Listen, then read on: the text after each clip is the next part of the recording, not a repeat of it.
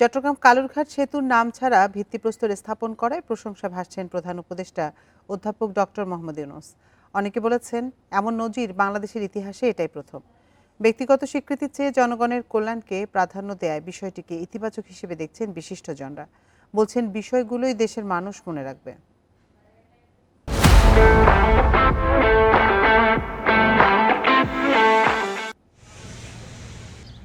দুই দশক ধরে জরাজীর্ণ চট্টগ্রামের কর্ণফুলী নদীর উপর থাকা কালুরঘাট সেতু ঝুঁকি নিয়ে যাতায়াত করতে হতো ট্রেনসহ নানা যানবাহনকে।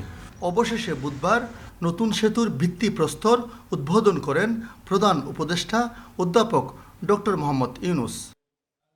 অতীতে সব প্রকল্পের উদ্বোধন ঢাকঢোল পিটিয়ে ব্যক্তির নামে করা হতো, তবে 700 মিটার দীর্ঘ এই সেতুর উন্মোচিত ফলকে নেই প্রধান উপদেষ্টার নাম। এতে সামাজিক মাধ্যমে প্রশংসা কুড়াচ্ছেন প্রধান উপদেষ্টা। আমাদের জনগণের টাকায় যে সব প্রকল্প হবে, এগুলো আসলে কোনো ব্যক্তি বা কারোকে ওইখানে হাইলাইট করার কোনো কিছু নেই।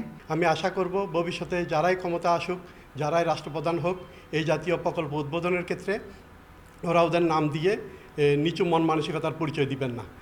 রেল কর্তৃপক্ষ জানায়, ভিত্তিপ্রস্তর উদ্বোধন ফলকে প্রধান উপদেষ্টার নাম দিয়েই তৈরি করা হয়েছিল, তবে তার দপ্তর থেকে জানানো হয় ফলকে যেন কারো নাম না থাকে।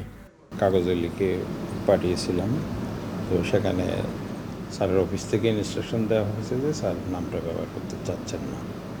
পরবর্তীতে আমরা ফাইনাল ফলক তৈরি করার সময় স্যারের নাম ছাড়া এইভাবেই তৈরি করছি। সুশীল সমাজের প্রতিনিধিরা বলছেন, আগে উদ্বোধন ফলকে নাম দেওয়ার যে সংস্কৃতি ছিল, সেখান থেকে বের হয়ে আসার নীরব প্রতিবাদ এটি। কার্যকরভাবে এই সেতুটি নির্মাণটি শুরু হয় এবং সমাপ্ত হয়, জনভোগান্তির শেষ হয় এবং জনগণের আকাঙ্ক্ষা পূরণ হয়, তাহলে ফলকও লাগবে না, কিছুই লাগবে না। 2024 সালে একনেকে অনুমোদন পাওয়া প্রকল্পটির পরামর্শক নিয়োগে দরপত্র আহ্বান করা হয়েছে। 2030 সালের মধ্যে নির্মাণ কাজ শেষ করতে চায় রেল কর্তৃপক্ষ।